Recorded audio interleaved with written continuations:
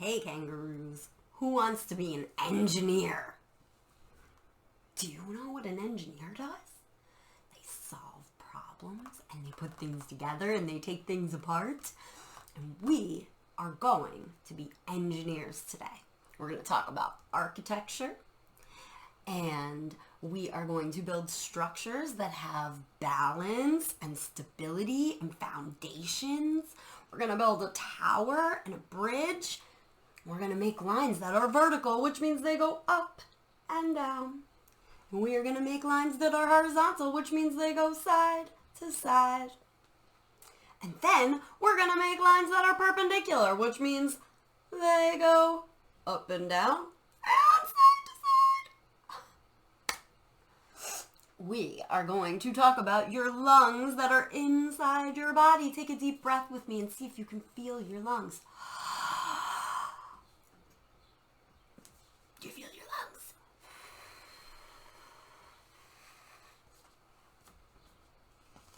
This is what your lungs look like inside your body.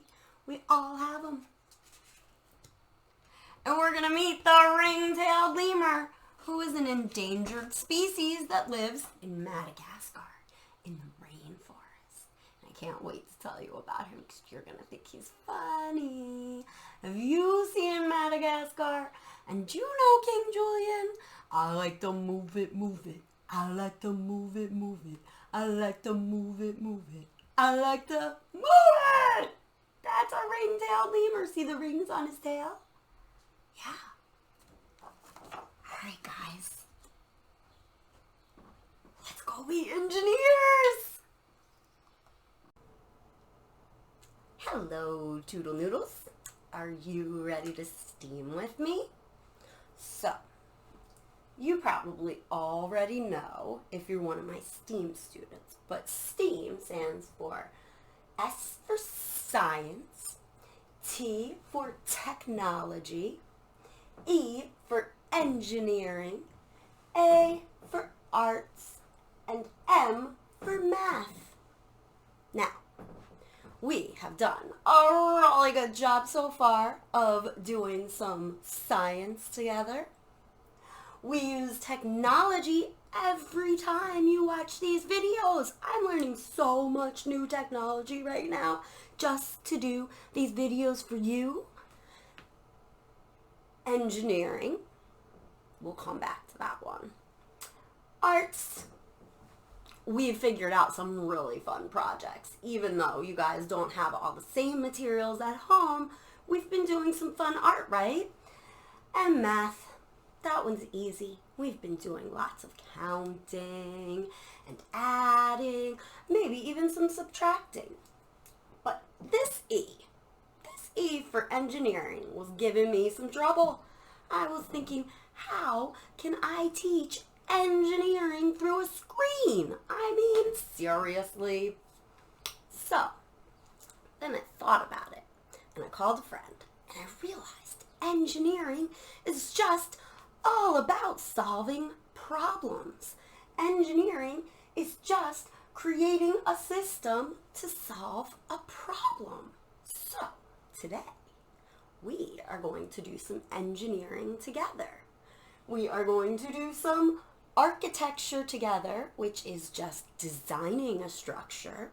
And then we are going to do some construction, which is building that structure. Are you ready? It's going to be fun. Are you ready to build with me?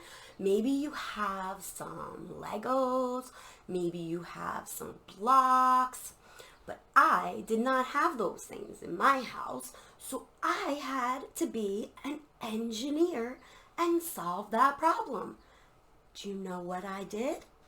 I got some cups, just regular, plain old paper cups. Let's see how many I have. This is math, right? I have 1 cup.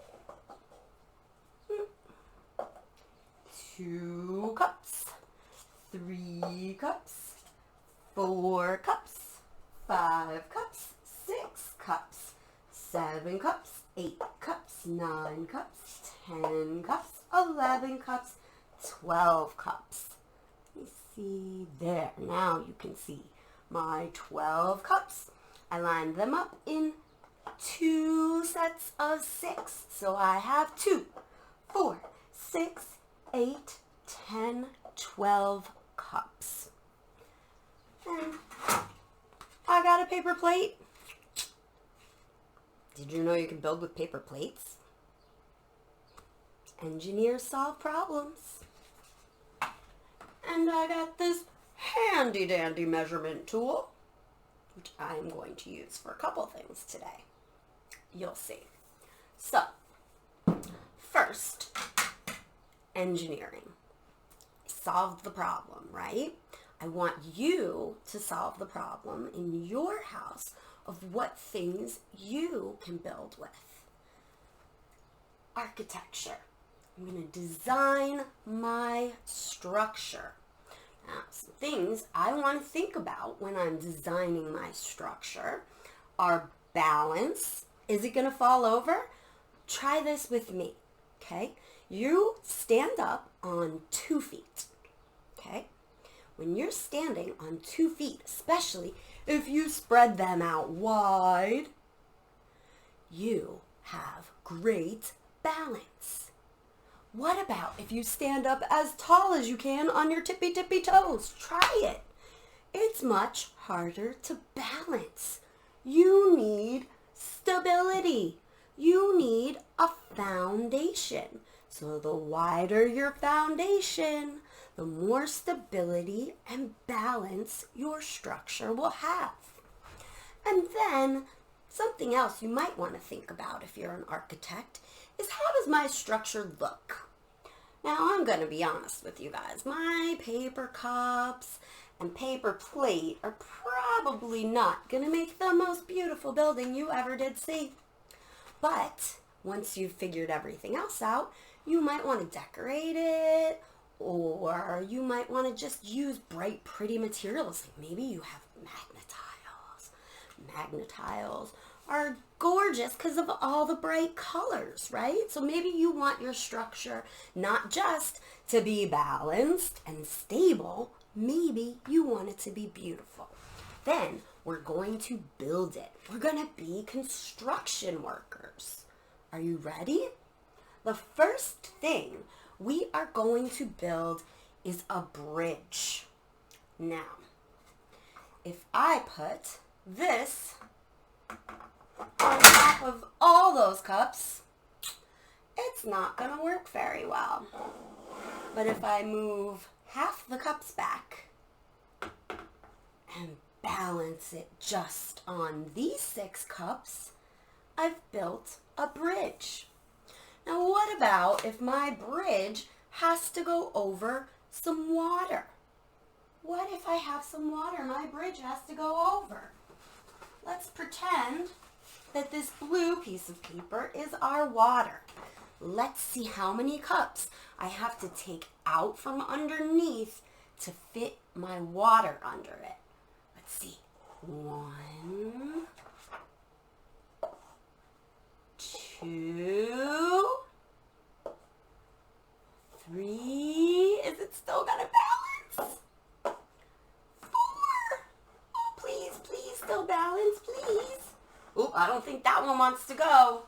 All right. So how many cups do I have under there still? 1, 2, 3. Now, if this was perfectly, there we go. You should be able to balance a bridge with just 2 bases. So now I have 2 bases, I have my bridge, and I have my water underneath, okay?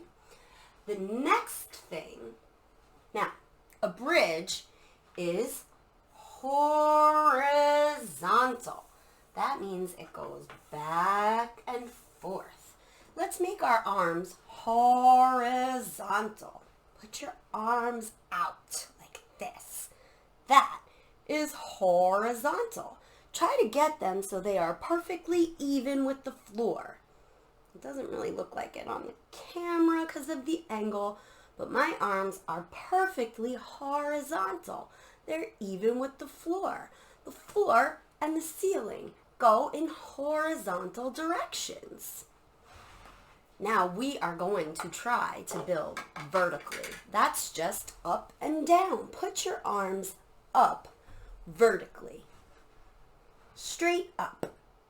That's vertical. Okay? We're going to try to build as tall as we can. Let's see. If I put the cups like this, one just goes right inside the other. That's not going to get very tall, is it? I'm going to try to make my structure as tall as I can. Will you help me count? I have 1 cup, 2 cups, 3 cups. It's not very stable, is it? I'm trying to balance it. 1, 2, 3, 4. Oh! My tower fell down, but that's okay. Because when we're building, we keep trying new things and just building it again, right? Sometimes your blocks fall down. You can just try again. Let's try one more time and see if I can get taller than 4 cups. 1, 2, 3, 4. Oh no! Now, if you were really thinking like an engineer, you might think, what if I tape those cups together? What if I try to make it more stable?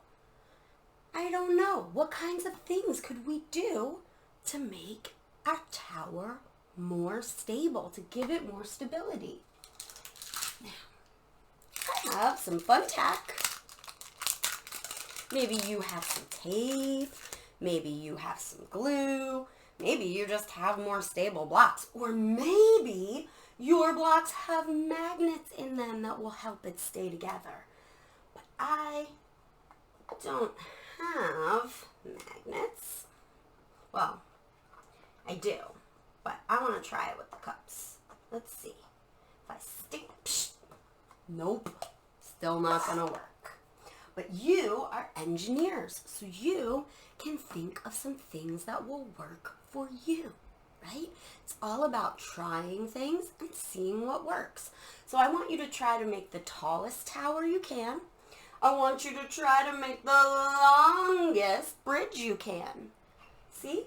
Height is how tall something is, and length is how long something is. I want you to see the longest bridge you can make and the tallest tower you can make. Maybe you can have a grown-up help you measure it. The last thing we are going to build, that's why I have this handy-dandy paper plate, is a platform. Now, we're going to see a platform. It's just a table. Has some legs. Hold something up. We're going to try to see the least amount of cups we can use to build this platform. 1, right? You can count to 1. Okay. So we can build a platform with 1 cup, but I want to see how many cups I can use to support this platform. So let's see. I've got 1, 2, 3, 4, 5, 6, 7, 8, 9. I got 9 cups under there, guys. See my platform I built with 9 bases? It's very stable. That means it has a really good foundation. The foundation is just whatever you use to support your structure. Pretty cool, right? All right, so the last thing I want to talk about is perpendicular. So So we learned about horizontal, and we learned about vertical. This is perpendicular. It's where they go in directions that are at a right angle, like this, right? So these things are perpendicular. This goes this way, side to side, horizontal, and this is vertical. Even if I turn it this way and make this one vertical and this one side to side, they are still perpendicular, right? So most of the time when you're building your bridge, you want your angles to be perpendicular because, watch this. If I try to make this one 2 cups tall,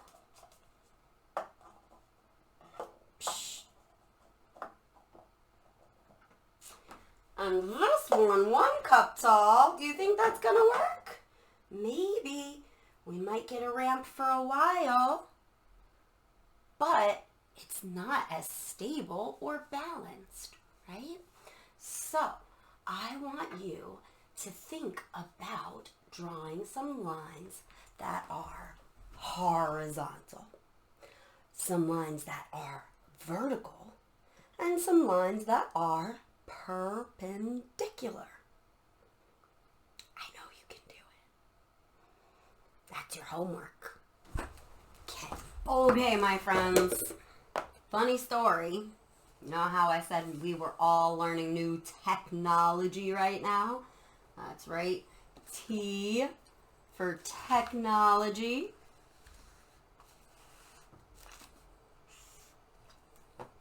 Look at that T. Do you notice something about it?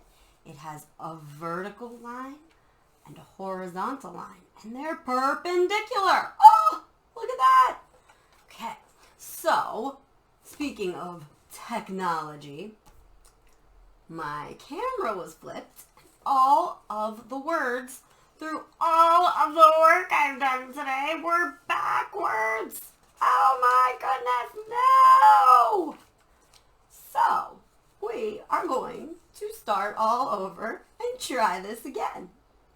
We're going to put a sun at the top of our paper. Oh, Mr. Sun, sun, Mr. Golden Sun, please shine down on me. That's how we know this is the top of our paper.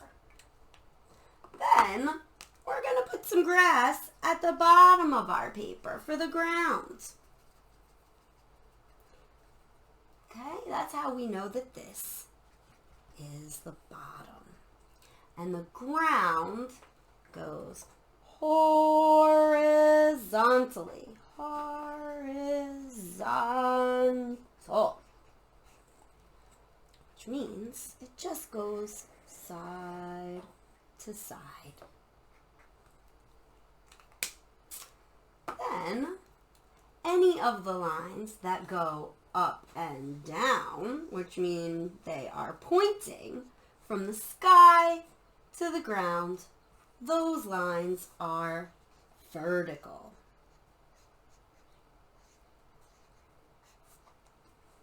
Vertical, okay? Now, if you take a line that is horizontal and you cross it with a line that is vertical, you get lines that are perpendicular.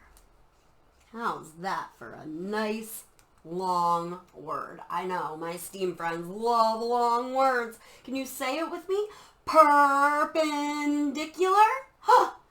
Perpendicular?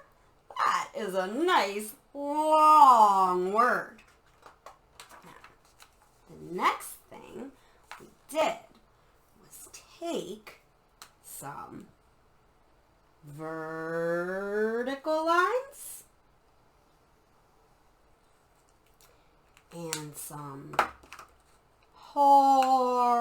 horizontal lines And if they are the same length, do you know what shape that makes? I bet you do. It makes a square. Square! Look at that! If you take long horizontal lines that are the same length as each other, and you take shorter vertical lines that are the same length, what shape does that make? Can you guess? That makes a rectangle.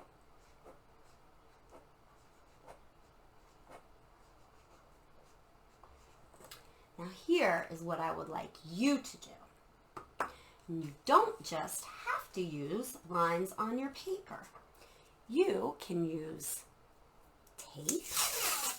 You can use tape to make my horizontal lines.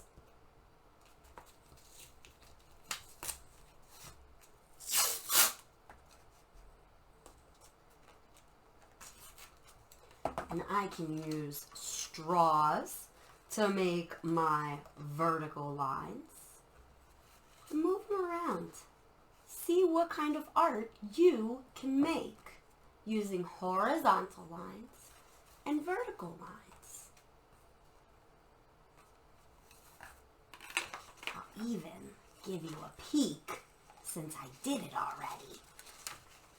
You might want to try playing with this. The explorers and I are going to measure our lines, and we are going to make rectangles and squares. Watch this neat trick. If I take two rectangles and two squares and put them together, what does it make? Oh, a rectangle! Shh, don't tell the explorers I told you, okay? Okay, now I'm gonna re-record their video. Don't tell them what their homework is. All right, I love you guys, and I hope you have fun playing with horizontal lines and vertical lines to make art of your own. I can't wait to see what you create. I love you. Thanks for crafting with me. Okay, kangaroos, we did a lot of work today, didn't we? We were architects and engineers and designers and construction workers, right? We built a tower and a bridge. We made some lines that were vertical, some lines that were horizontal, and some lines that were perpendicular. We put them together and made some squares and some rectangles. It was a lot of fun. I had a lot of fun with you guys. Then, we talked about our lungs inside your body. See your lungs? Fill them up with air. Blow it out. And I promised you I was going to tell you something really silly about my friend the Ring-Tailed Lemur. Are you ready for this? Now, we know that he lives in the rainforest in Madagascar. And we know that he's an endangered species. And we know that he has these rings on his tail because he's called a ring-tailed lemur. Did you know that his tail is longer than his whole body? He uses it for balance. Remember when we were making our towers? We had to have them be balanced. But what you might not know about the ring-tailed lemur is that he does something called stink fighting. What in the world is a stink fight? You know what he does? He wipes his tail on his bottom to get it extra stinky, and then he waves it at the other lemurs that he doesn't like. And it's called a stink fight. Don't you have a stink fight at home? Inappropriate. So, since we talked about design today, I thought we could read a book about design. Complicated Doesn't Make It Good by Mark Gagne.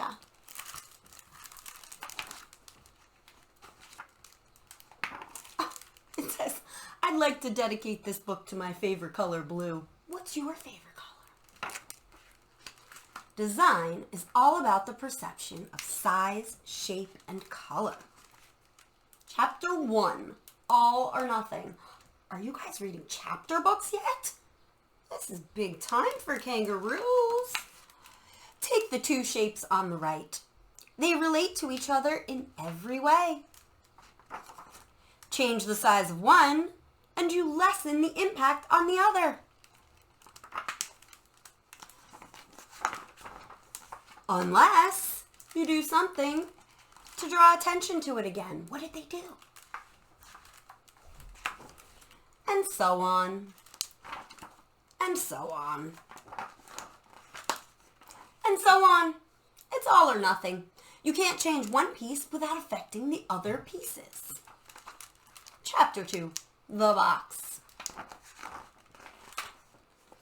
What shape is this box? Did you say square? You must have been paying attention before. Take a look at the square on the right. Imagine drawing two straight lines that intersect only once inside the square. Take your time. I'll wait. Did your lines look something like this? Oh my goodness, look! I see vertical lines. I see horizontal lines. And what? They are perpendicular. Or this. Whoop. If I turn it like that, they are perpendicular too. Look. They meet at a right angle. Straight lines can indicate strength and structure. So I told you guys I wanted you to make some art with horizontal lines and perpendicular lines. Yours might look something like this. It won't look something like this. These are diagonal lines. Chapter 3, 139. 139 is a ratio. It can also be a strong graphic tool. The largest square is about 3 times as big as the second largest square, which is about 3 times as big as the smallest square. This makes the largest square the most important piece on the page. Apply this idea to a whole page and it might look something like this. Look at that. We've got 3 rectangles whose length goes horizontally. And so on. Oh, at a vertical line, you got a whole different work of art. And so on. Oh my goodness, your art from vertical and horizontal lines could totally look something like this. Chapter 4. Can you see me now? What is contrast? I'm thinking of a number between 1 and 10. Can you tell what it is? No? How about now? That's contrast. Chapter 5, letters are shapes too. We talked about today how a T and an L are both made from vertical and horizontal lines. The letter A is for angles. The letter H is for horizontal. What? And vertical lines over here. The letter T is for 3, as in 139. Can you see the T in this picture? It's kind of tricky, but if I turn it like this, I see a T. The letter S is for curves. I know, C should be for curves, but I like how S looks better. Okay, it's his book, right? Chapter 6, Color Schmuller. These are warm colors. These are cool colors. Warm colors are aggressive and advance. Think they have stink fights? Oh no. Cool colors are passive and retreat. Chapter 7, do I look fat on this side? What? This page is unbalanced. The green square gets all the attention because it's the only piece there. Until it's balanced with an equally strong presence. Now, it isn't balanced. Now it is. Now it is. Isn't. Is. This could take a while. Why don't you go on and I'll catch up. Chapter 8. Hey, look at me. Look at that. I see more. I see a vertical line and a horizontal line. And it made 4 squares. 1, 2, 3, 4. The space between objects can tell you what's important and what's not. The shape of an object can tell you what's important too. So can the color. Which square of these 4 do you think the author thinks is more important?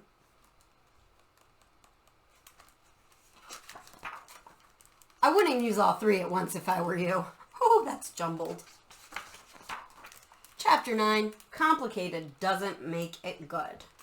Right? You don't have to be perfect at drawing to make beautiful art. Nice and simple, just the way I like it. Still simple. I'm still happy. Uh-oh. Just because something is complicated doesn't mean it's good. Chapter 10, putting it all together. 139, about cool colors retreat. The letter A, warm colors advance. Balance. Changing one thing affects everything. And so on. Design is all about the perception of size, shape, and color. Architects have to think about design. Might be fun for you to think about too. I love you, kangaroos. Thank you for hanging out with me and doing some STEAM today. And I want you at home to build your own towers and your own bridges and maybe make some art with horizontal and perpendicular lines. Maybe you will even make some squares and some rectangles. I think you might. Could be fun. Never know. All right. I love you guys. Thanks for playing with me today. I'll see you next time.